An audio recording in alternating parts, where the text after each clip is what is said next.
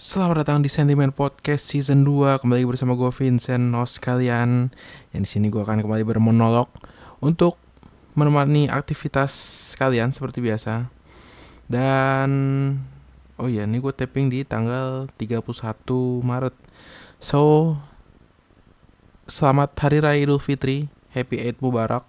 1 Syawal 1446 Hijriah. Mohon maaf lahir dan batin. Selamat merayakan hari kemenangan. Gimana kalian guys puasanya selama sebulan kemarin? Semoga lancar-lancar aja. Semoga gak ada yang bolong puasanya. Dan di hari kemenangan ini semoga kalian bisa berkumpul bersama keluarga, sanak saudara, bersilaturahmi kembali ya kan. Dan ya gimana di lebaran kali ini? Pada pulang kampung atau gimana? Pada bermacet-macetan di jalan. Gila, gue nggak expect banget tadi kan, gue juga keluar ya, gue pergi juga tadi. Gue kira udah sepi gitu ya, Jakarta tuh udah sepi, gue kira udah pada pulang kampung. Satu hal yang gue lupa, arus mudik tuh menurun ya tahun ini, jadi kayaknya banyak orang yang nggak pulang kampung, jadi di Jakarta pun macet pol, gila. Di beberapa titik sih, di beberapa titik macet, macet banget. Nggak nyangka aja, gue kira udah sepi nih Jakarta. Karena yang gue rinduin dari Lebaran tuh sepinya Jakarta. Enak banget anjir kalau dulu-dulu tuh kayak sepi gitu, nggak ada macet apa. Pada pulang kampung semua. Karena ya emang bener ya, Jakarta rame karena orang luar.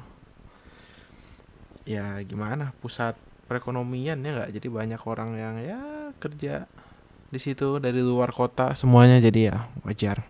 Jadi padat sama orang luar semua. Dan apa ya? Ada yang lebaran pada di mana nih? Di share-share dulu boleh, coba nanti di kolom komen. Ada yang pulang kampung nggak? Ada yang mudik atau ada yang gimana? Pengalaman lebaran kalian di 2025 ini. Dan pengalaman bulan Ramadannya juga boleh ya di share ya. Kemarin kayak gimana? Apakah bulan Ramadan tahun ini bulan Ramadan yang berkesan buat kalian atau gimana? Gue nggak tahu ya, ini gue ngerasa kayak cepet banget anjir nih bulan puasa abis. Ini ya, gue kan nggak merayakan ya, tapi kayak gue tuh suka gitu kalau bulan puasa banyak yang jual makanan, terus jadi kayak bener-bener apa ya, kota tuh hidup terus selama 24 jam gitu. Karena kan sorry, ya kalau pagi siang ya biasa, wajar lah emang orang pada beraktivitas gitu kan. Tapi kalau di bulan puasa tuh bahkan sampai malam, sampai subuh gitu, kayak 24 jam tuh rame terus gitu. Karena pada ada yang nanggung gitu kan, sekalian nunggu, sekalian buat sahur gitu. Jadi gue ngerasa kayak keluar malamnya gue lebih ngerasa aman waktu bulan puasa. Walaupun sebenarnya angka kejahatan juga naik ya di bulan puasa, kriminalitas juga naik, tapi maksudnya I don't know, gue ngerasa aman aja gitu kalau keluar malam di bulan puasa, kayak rame terus gitu, jalanan tuh rame dan banyak makanan, banyak yang jual takjil, rame banget gitu di mana-mana. Dan kayaknya gue ngerasa sih kayak beda banget gitu, makanan makanan yang biasa kalian lihat yang sehari-hari tuh kayak biasa banget, kalian bahkan nggak pay attention ke situ gitu. Tapi kalau di bulan puasa tuh kayak istimewa banget. Kayak gorengan, lontong itu kayak lebih enak gitu dimakan pas bulan puasa. Ada nggak sih yang ngerasa kayak gitu? Soalnya gue nggak tahu ya, apa suges atau kayak suges FOMO gitu. Tapi gue ngerasa kayak kalau beli lontong ya di hari biasa kayak apa ya? Ya udah lontong aja gitu. Tapi kalau di bulan puasa tuh digabung sama sambal kacangnya, sama gorengannya, sama beli es gitu kan, banyak yang jual es coklat, es teh udah banyak dari kemarin juga, tapi es buah gitu enak aja gitu. Kayak lebih bisa menikmati makanan aja kalau di bulan puasa tuh. Mungkin karena mereka juga jualannya cuma di bulan itu doang, jadi kayak niat bikinnya. Jadi biar rame juga itu dagangannya kan. Jadi benar-benar bikinnya niat, segala ini diperhatiin apa rasanya. Jadi berasa lebih enak. Mungkin, mungkin ya, bisa juga lah ya ke situ. Intinya the point is cepet banget Ramadan kali ini. Nggak tahu, gue ngerasa kayak cepet banget. Kayaknya gue baru kemarin nih, kayaknya bulan apa hari puasa pertama temen gue bilang besok ntar malam udah mulai apa namanya sholat id ya, sholat id apa sih kalau malam, traweh ya, traweh. Iya kalau malam udah traweh gitu. Jadi ya kayaknya cepet banget. Udah sholat id aja tahu-tahu tadi kan udah, ya udah selesai bulan Ramadannya. Well, sampai jumpa di Ramadan 2026 ya. Semoga kalian semua bisa berjumpa lagi dengan bulan Ramadan di tahun depan dengan keadaan sehat walafiat. So, gimana ya? Ngomongin apa ya kita kali ini ya? Sebenarnya jujur aja gue belum nulis skrip ini hari karena dari kemarin tuh pergi-pergi mulu. Gue walaupun gak ngerayain lebaran tapi gue sibuk juga nih lebaran, kesana kesini anjing lah. Jadi ini aja gue baru sampai hampir lupa. Gue tadi mau tapping, gue udah niatin ini dari pagi, bahkan ntar malam mau tapping buat tayang besok. Hampir lupa gue tadi. Tadi baru tapping jam berapa tuh? Jam 10 kayaknya. Iya jam 10-an. Gue belum nulis skrip. Ngomongin apa ya? I don't know, banyak banget yang terjadi akhir-akhir ini. Dari yang udah kita bahas ya, korupsi, RUU TNI, terus ada lagi RUU Polri gitu. Aduh. Dan disahin dong RUU TNI, gila gak sih? Kemarin kita bahas dulu nih RUU TNI ya, dikit. Kemarin gue nonton diskusi antara Guru Gembul sama Ferry Amsari. Ya itulah. Lu ngerti lah pasti maksud gue. Intinya kayak ini kan cepet banget nih digarapnya RUU TNI ini. Kalau dulu tuh kayak strateginya tuh kalau pas zaman perang dunia 2 blitzkrieg gitu.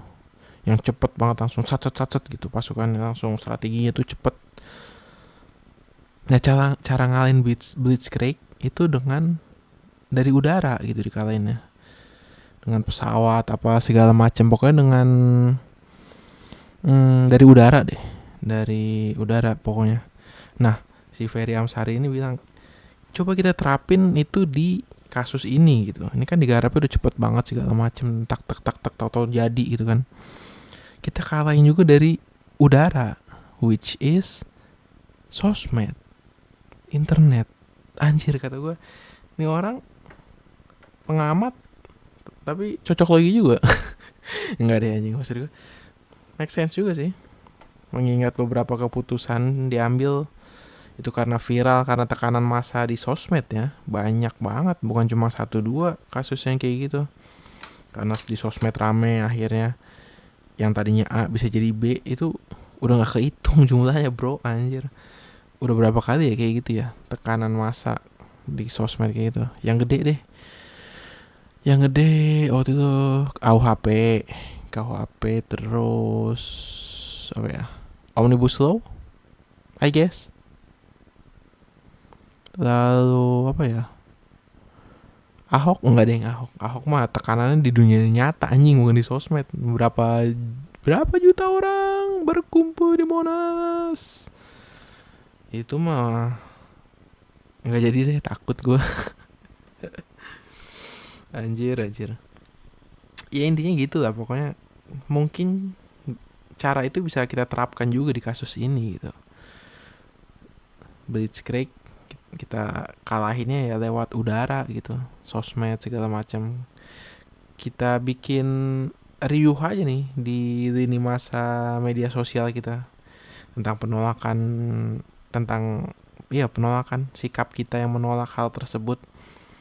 Makanya kan gue bilang lu semua suarain, nggak usah mikir follower gue 10 siapa yang mau denger gue. Men, siapa tahu dari 10 follower lo itu satu ada yang nge-share, nge-post hal yang sama kayak lo, terus dia punya follower 100, itu kan jadi makin lama makin banyak. Dari 100 itu ada 10 lagi yang nge-share juga, yang nge-post juga, taunya you know, chain reaction itu loh yang coba dibikin. Nggak perlu minder, platform gue cuma segini, apa gue didengar. Men, semua suara tuh berarti, tau nggak? Karena kita demokrasi gitu. Kalau kecuali negara ini udah mau ngarah ke monarki ya, suara sebesar apa juga nggak dipikirin aja, nggak dipeduliin.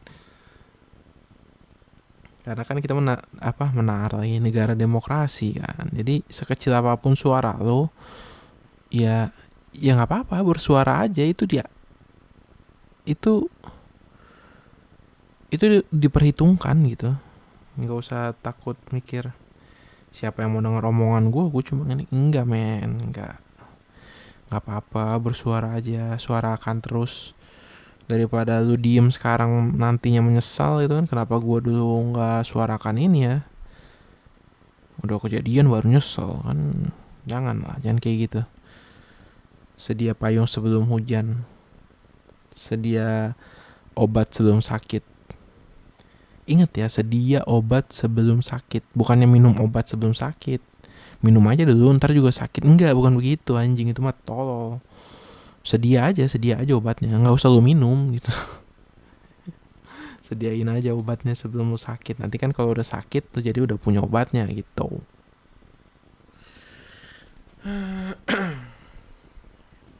Apalagi tadi yang gue bilang RUU TNI udah diketok palu ya, aneh banget nih.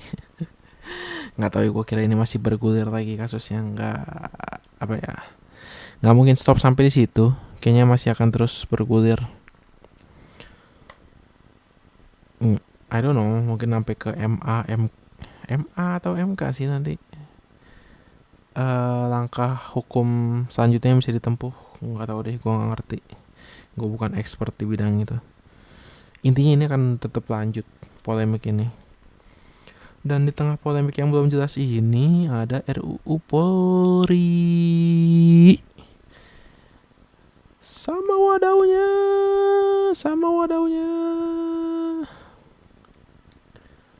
Jujur gue belum baca draftnya, gue juga nggak tahu RUU Polri ini tentang apa, tapi kayak kenapa ya, kayak something's fishy gitu dari situ. Ya nggak sih? Coba deh lu semua bukan denger nama, denger polisi aja, apa yang ada di pikiran lo? Nggak bisa dipungkiri kan, polisi sekarang, kepolisian citranya nggak baik gitu di masyarakat. Baru dengar namanya aja orang udah pada negatif thinking gitu, ya kan? Baru denger, bukan dengar nama, baru dengar nama institusinya udah pada negatif thinking. Orang aja lebih percaya ke Damkar sekarang daripada ke polisi. Gimana coba? Damkar kan udah dianggap kayak superhero banget anjir. Gue konten-konten sama Damkar anjing viral lucu-lucu banget. Ada yang orang kehilangan apa kemarin ya, curhatnya ke Damkar anjing, curhat. Udah di psikolog anjing, Damkar gimana ini merangkapnya teh edan berapa berapa berapa desk job yang dirangkap sama dia. Udah mah apa, lawan api itu kan, kebakaran, terus nyelamatin apa kalau ada satwa-satwa liar masuk ke rumah warga, terus kucing nyangkut di pohon atau kabel listrik, apalah pokoknya kayak gitu. Ini ditambah ngadenin warga curhat anjing, apa coba. Aduh itu. Tapi ya gimana ya, gue nggak bisa berkata banyak juga sih tentang RUU Polri. Kayaknya sih ya kurang lebih kayaknya sama ya dibahas sama RUU TNI, cuma beda aja bidangnya, beda bidang yang akan di cover aja sama kepolisian nanti mungkin ya. Aduh, tapi kalau ngomongin RUU Polri ini gimana ya, jujur aja ya nih, aduh nih orang gue pengen ngasih tahun orangnya, tapi ini orangnya masih hidup nggak ya, gue juga nggak tahu, udah lama lost konteks soalnya. Topik ini udah gue pernah bahas dari lama banget anjir, 2019 ini gue udah bahas. Waktu itu sama temen temen lama gue, temen SD SMP gue. Jadi somehow 2019 tuh gue dapet kontaknya, kayaknya di IG deh. Di IG awalnya kita kayak DM-DMan gitu. Terus akhirnya kontakan lagi. Jadi one day kita cerita-cerita gitu. Dan as we all know, kalau cowok ya makin malam obrolannya dari bola ke agama, lalu ke sejarah, sampai ke antariksa gitu kan, macem-macem banget, gado-gado banget gitu. Apa namanya, bukan campur sari anjir, campur sari playlist lagu gue itu mah, pokoknya gado-gado banget lah. Jadi one day gue ngobrol sama dia tentang difungsi Polri ini, kata gue bilang, kenapa ya, kata gue ngerasa kayaknya difungsi TNI oke lah, kita udah anggap itu nggak ada. Nih ya, ini waktu itu gue ngomongin ke dia ya, oke lah itu udah nggak ada difungsi TNI, udah dihapusin. Tapi gue nggak tahu kenapa kayaknya yang bakal ada nih difungsi Polri gitu. Nah, waktu itu gue ngomong gitu, kejadian latar belakangnya adalah kejadian yang melatar belakangi omongan gue tersebut itu sejak Tito jadi ini, jadi menteri ya waktu itu. Tito zaman Jokowi 2019, iya menteri dalam negeri kalau gue nggak salah. Pokoknya sejak gue lupa dia diangkat jadi menteri apa, kalau nggak salah menteri dalam negeri. Pokoknya intinya itu sejak Tito diangkat, itu yang gue bilang ke temen gue akhirnya, di fungsi Polri kayaknya, yang gue rasa sih. Soalnya waktu itu kayaknya di eranya Jokowi, periode kedua itu nggak banyak jenderal TNI deh yang masuk ke kabinet, kayaknya nggak ada, atau kalaupun ada sedikit, tapi malah banyak dari polisi gitu. Dia kan deketnya malah banyak dari polisi. Tito, terus Listio, terus ya Listio nggak jadi menteri tapi ya hubungan baik, kayak you know lah, yang jadi Kapolri kan akhirnya si Listio Sigit. Terus siapa lagi ya, pokoknya banyak deh. Gue waktu itu seinget gue pokoknya lebih banyak ke Polri deh, orang-orang Polri. Makanya gue bisa ngomong gitu waktu itu.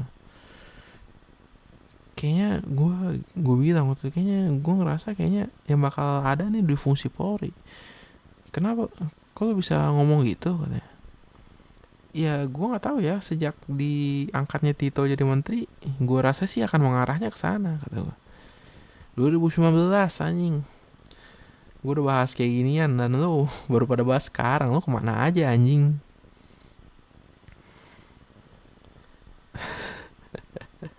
Ya intinya ya ini mah bukan hal yang baru lagi buat gue gitu. Ini mah udah jadi bahan diskusi gue udah dari kapan tahu.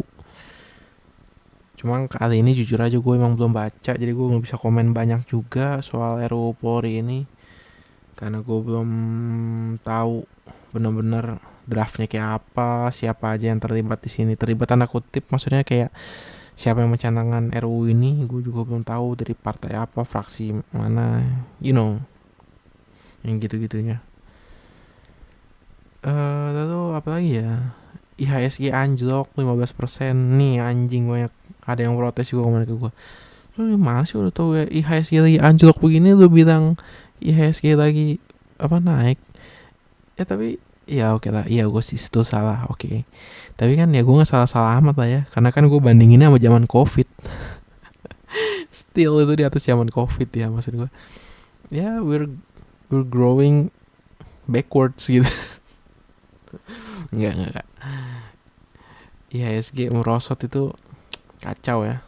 15% bro turunnya anjing. Berarti waktu itu kan diangkat 7.000 lebih ya, 7.100 kalau gua nggak salah terakhir tuh, atau itu peaknya atau masih lebih tinggi atau itu udah ngurang gitu ya, pokoknya anggapnya 7.100 ngurang 10 aja, 710 berarti 6.400 kurang itu anjing 6.100 dan danger juga ya. Tapi 6.300 itu kan waktu itu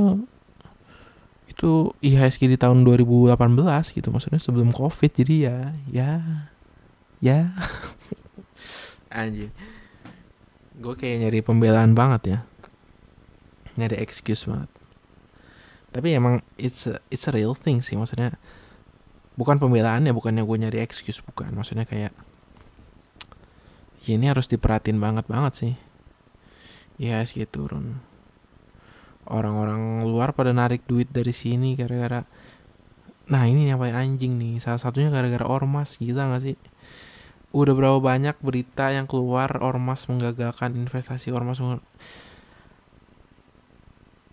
ya gimana ya, ormasnya dipelihara juga, dipelihara ormasnya buat backingan kalau pemilu kan. Ya kan, bukannya selama ini prakteknya gitu, ormasnya dipelihara juga. There's no way lu bisa nyingkirin ormas dong, nggak bisa, susah.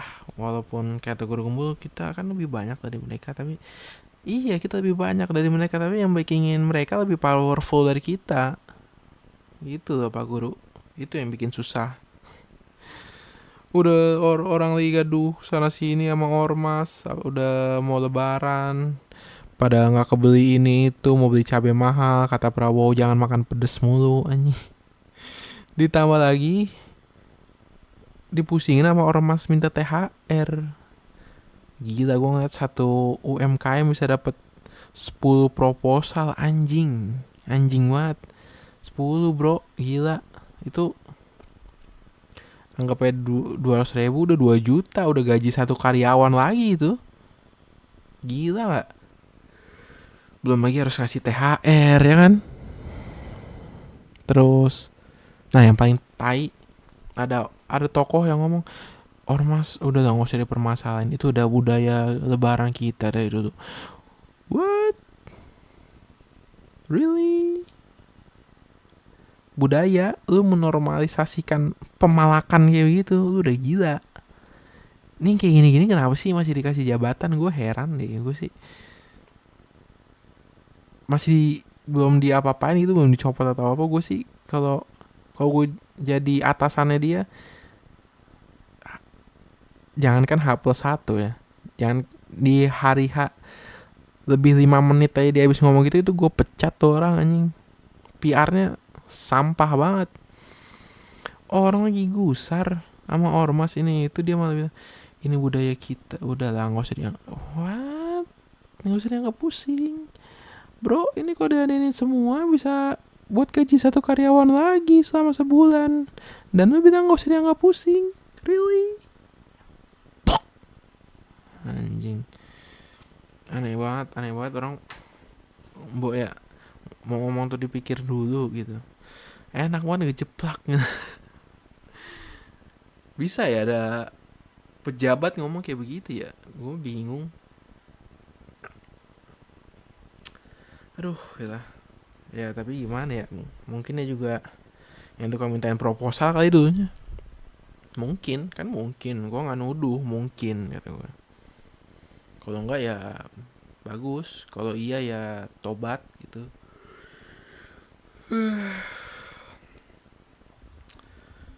Apalagi ya yang lagi rame, ada apa lagi sih topik-topiknya yang lagi rame? Ya paling itu doang, mudik sepi gitu ya, IHSG turun, di mana-mana pada demo kayak diladenin aja pada. Tapi ya tetap sih, itu harus demo, diladenin nggak diladenin, yang penting ikhtiar dulu anjir. Yang penting usaha dulu, which is gue sangat mengapresiasi gitu, karena gue tuh nggak mau gitu demo panas-panasan, gue nggak mau. Jadi ketika ada yang mau mewakilkan gue buat itu, ya gue ya udah monggo lah, hebat, mantap. Gitu. Aduh, mungkin sekian dulu lah ya episode kali ini, episode 3 kita singkat aja, cuma pengen ngobrol-ngobrol pendek aja nih. Nggak usah yang berat-berat dulu lah. Dari kemarin 2 topik udah berat banget, terlalu pada bete lagi. Ntar, ntar ya di terpatri di kalian gue tuh ngomongin yang berat-berat, yang serius-serius. Enggak men, anjir, jangan. Jangan, saya tidak mau terbebani ekspektasi kalian dong. Tapi ya bebas, kalian silakan lah komen apapun, request topik boleh juga. Dan gue rasa sekian dulu untuk episode kali ini. Oke, sekali lagi selamat merayakan hari hari kemenangan ini, Hari Raya Idul Fitri 1 Syawal 1446 Hijriah. Akhir kata, gue Vincent signing out. Terima kasih dan sampai jumpa di episode berikutnya. Oke, bye bye. Thank you guys.